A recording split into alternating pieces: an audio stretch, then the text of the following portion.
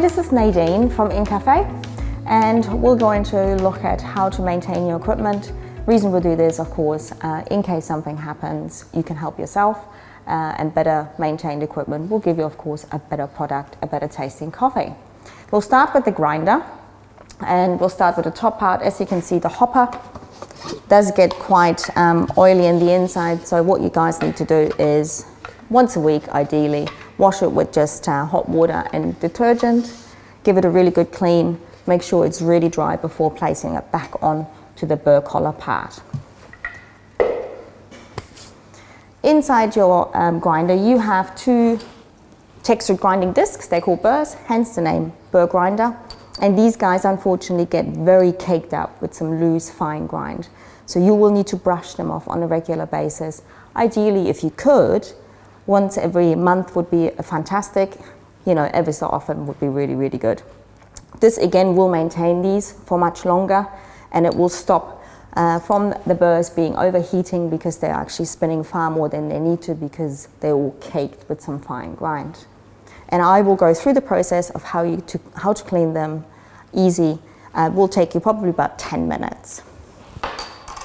So we start off with your burr collar, and you will find there is a screw on top of your burr collar. This screw needs to be removed first. So you'll need a Phillips screwdriver and just unscrew this screw. This will allow you to take off the actual burr collar itself. Please don't lose it. So we'll put it on a safe place right here. Now with the help of the burr pin, you can now take your burr collar off by literally just turning it coarser until it comes off. This requires a little bit of muscle.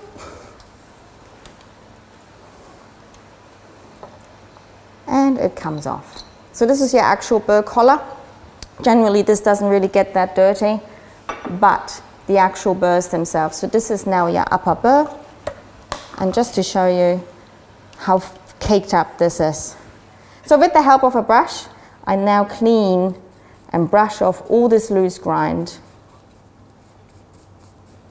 You may find sometimes it's really caked onto it, and you may need to use something a little bit sharper, but please be careful. Do not injure yourself. A brush generally will do the job. Sometimes inside's quite dirty too. Give that a clean too. Do not use any water or any wet cloths. Just a brush will do the job until you have removed pretty much all the loose grind. Et voila. So that's my upper burr.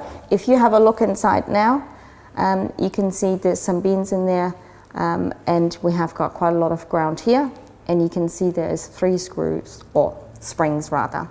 Please do not lose these. So again, I'll put them in a safe place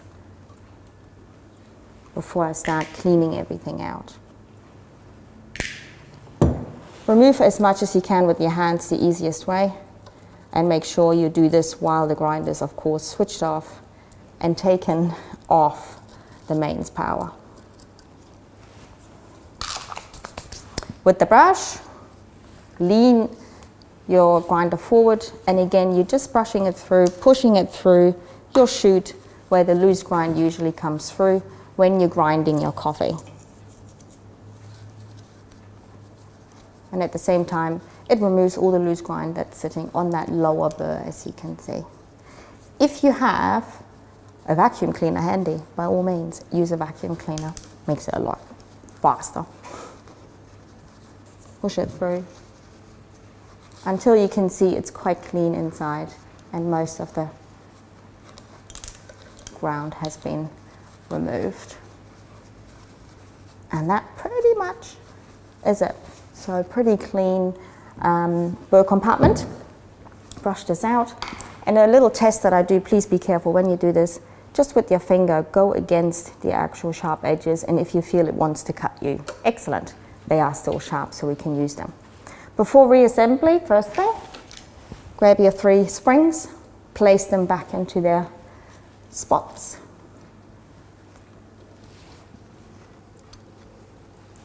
Make sure there's nothing in the actual spot. There's a bean in there.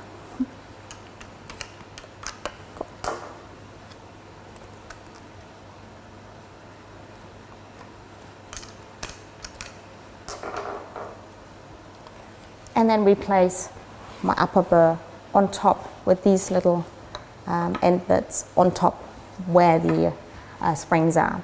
So this is probably the hardest part. We need to push some pressure on here while we're actually putting the burr collar back on. So if necessary, get someone to help you. Someone can push this down whilst the other person is then turning your burr collar and making sure it goes into the right ridges.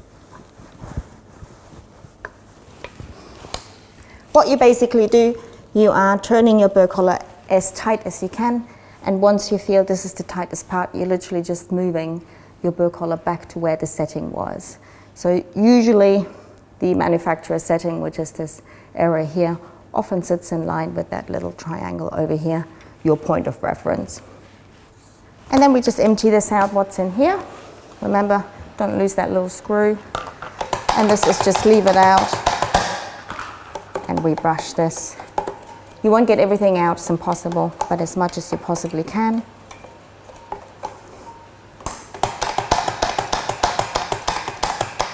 And then you have clean burrs. I'll just get rid of this loose ground. We put the little screw back on.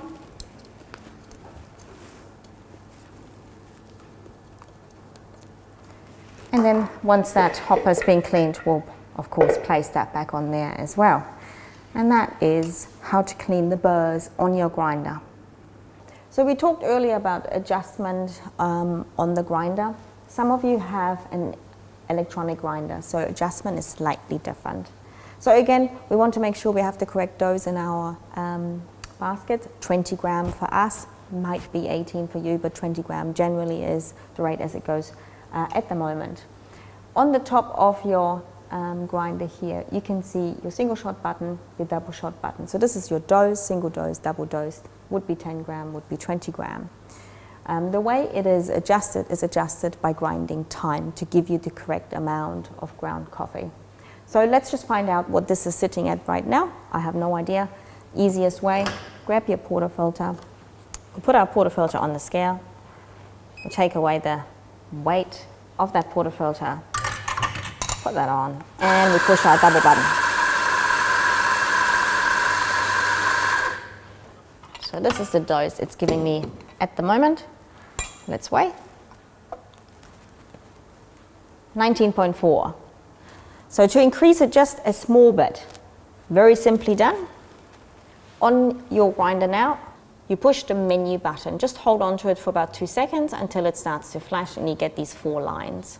You then push the button with the one that you want to change, which is our double shot. Push it. And this tells you now that at the moment it's sitting on 12.1 seconds grinding time. I'm going to increase that by 2. And then you push the menu button again until it starts to flash. And then it will automatically go out of the program mode. So if we remove this, let's have a look what happens. This on.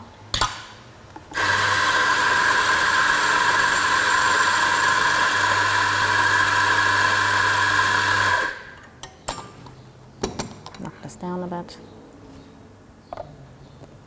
19.8, 19.9. Woohoo! So this is how you do your adjustment. Of course, if you are changing the grind size, if you go coarser, you need to increase a little bit your grinding time. If you go finer, you need to reduce your grinding time to get the correct volumes. Okay, so we've done the grinder. Let's go to the machine. Obviously just as important as the grinder. And if you maintain it well, then of course your coffee will taste better and you will run into far less problems that may arise due to poor maintenance. See it like a car.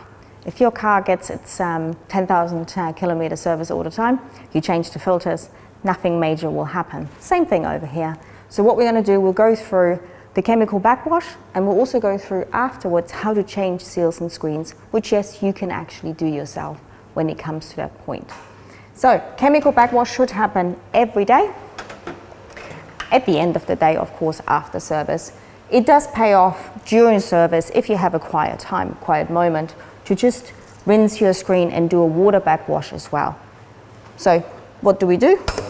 Switch on your hot water button or manual extraction button and just give your screen and your seal area a good brush. You do this until water runs clear. It is running pretty clear, so we can stop at that moment. And if you were to do a water backwash, you just use your blind basket insert, lock it into the group, push your manual button, let it run until you see the pressure on the machine is increasing, stop it and unlock at the same time. What that does, it just creates a suction motion and pulls out any particles, residue that's hanging up there out. Repeat until that water runs relatively clear again. Cool. We're going to do it with chemical just now, and what we're actually cleaning is literally just shower screens and your seals. Cool. In your blind basket, we add some Cafe Evo organic espresso cleaner. 1 spoon, perfectly enough. And we lock it into the group. Same scenario, push it, let it run until you see the pressure on your machine in the boilers in the group is increasing. Stop it and unlock at the same time. And what we're trying to achieve is for the powder that I've put into the basket to become full-on foam, like shampoo foam. It's quite foamy, but I'll do it one more time. And it is really important that we'll do this so that the chemical actually goes up into the group area, into the solenoids, to rinse out coffee residue and oil, which otherwise will block it. It's nicely foamed up now, as we can see. So most important thing, is my shower screen covered in foam? I'll have a look. Yes, it is. Wonderful. So I can use this chemical now for the second group. Of course, I've brushed it already, so I can now lock this in and do exactly the same thing on my second group.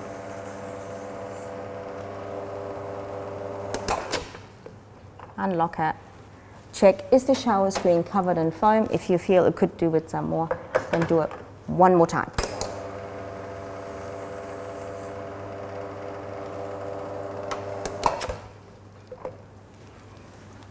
Nicely foamed. I now have still some chemical residue left over, which I can use to clean the actual portafilters. I pour half in here, and I pour half in here. This will now start loosening all coffee residue and oils underneath the filter basket insert and inside my group handle. Again, I'll add a little bit of hot water. Be careful when you do so. And the same here, a little bit of hot water. Be careful when you do so. Let this soak for 2 to 3 minutes so that the chemical actually has a chance to really loosen all the residue, and we can then backwash it out. During this soaking time, I usually clean the grinder, so this is a really good time when you would clean your grinder. So this has been soaking now for 2 minutes, so it's ready to be backwashed out. So you use your blind basket insert again, and we start, of course, with the group that we started with. Lock it in, push the button, let it run until you see that pressure is increasing in the group, stop it immediately and unlock. And as you can see, I am removing quite a lot of old coffee oils, coffee residue, and that needs to obviously go. So I'll repeat this process until that water inside this basket runs clear. So there's no magic number how many times that's gonna take. You just need to do it until it's clear. Look in the basket, look at the color of the water and ask yourself, would I drink it? And if the answer is no, then continue until it's clear.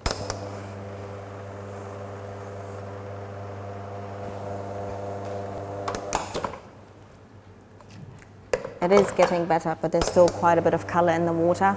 And it is the color of the water that's important. As long as there is color in there, that means coffee oil. So you do want clear water. We still have a yellowy brown tint in there. So we continue on.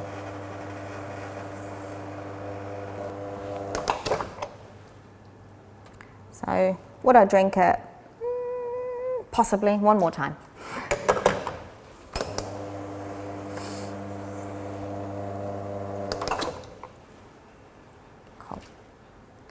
We'll now move to the second group and we'll do exactly the same. So we backwashed both groups. They're pretty clean. What we're going to do now is we're going to focus on our portafilters and group handles. As you know, we've put some chemical through there, and you'd be amazed if you take your basket out, if you can't get it out with your hand. Easy thing, grab a spoon and just ply it out. So you just literally leave it against that little ear and that comes out. So as you can see, we have a lot of oil in here as well, and the chemical will have loosened this now quite beautifully. So what we'll do under the tap with that brush again, we'll literally just brush this off. Cool, so just hot water, run it, and as you can see, it's really taking off all the residue and stuff. We'll just brush that out as much as you can. Please don't use dishwashing liquid or anything. It's just that chemical that was in there that we're using. And the same thing with your basket. Just give that a really good brush as well, because the coffee oils can really block these holes eventually. Again, your extraction of the shot will not be as good as it should be. Cool. And voila. So we have some really nice clean portafilters now. The one thing that we need to do, ensure there is no chemical residue on that group head at all. And of course you can see there's some residue here, so we're going to clean that. First, just rinse it through, give it a good rinse. So let it run for at least 20 seconds. And once that has happened, with a damp, clean cloth, please do not under any circumstances use your milk cloth. Just give this a wipe here. And then we push the cloth into the gap where your seal is. We'll push it in there, you push and you pull it along. When you do this, please be careful. Make sure you're just touching cloth, not the group head, as it is really hot. Don't want to burn your fingers. Just move it around, and that would remove any possible chemical residue that is still sitting up there. Cool. Let me have a look. Looks pretty clean to me. Cool. And the last thing, of course, would then be your drip tray. You'd want to clean this, of course. You'll just take this out, the whole tray, slide it out, and again, wash it in the sink under hot water and detergent. Cool.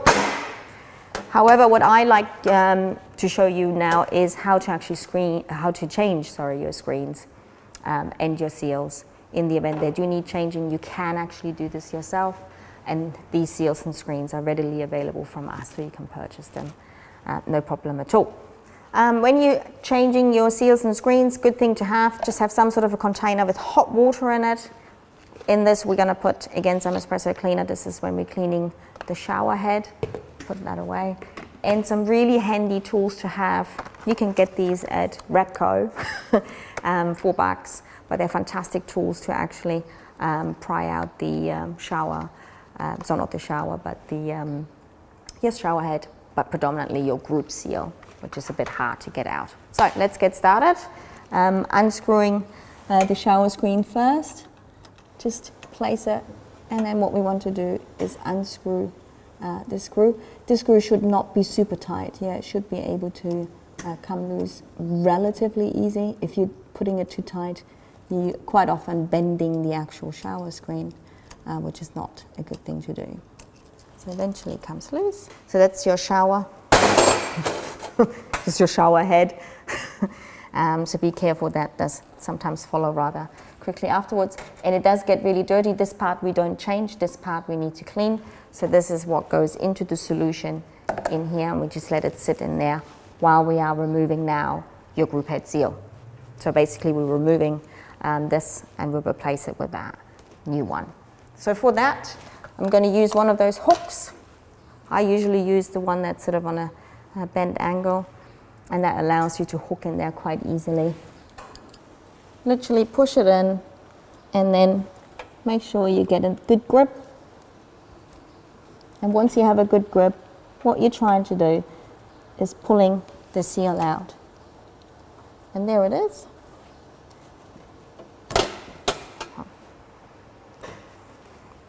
So this is your seal, and it is in relative good nick, but they do become hard, rock solid almost, like petrified wood.